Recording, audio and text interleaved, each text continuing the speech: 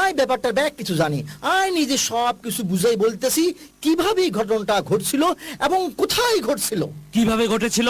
আয় জানি না, কিন্তু ঘটনাটা কিভাবে ঘটছিল আয় দিতাম হারিম। এইভাবে তার গলাটা চাবি ধরি তারে টানি লইয়া আইছিল, তাই এইভাবে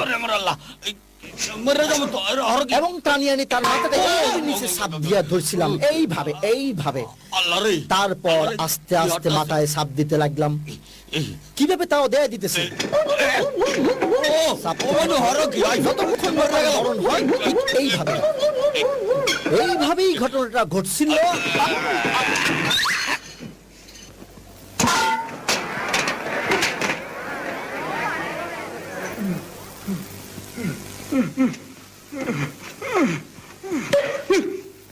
তুই কি মরে মারতে চাইছিলি?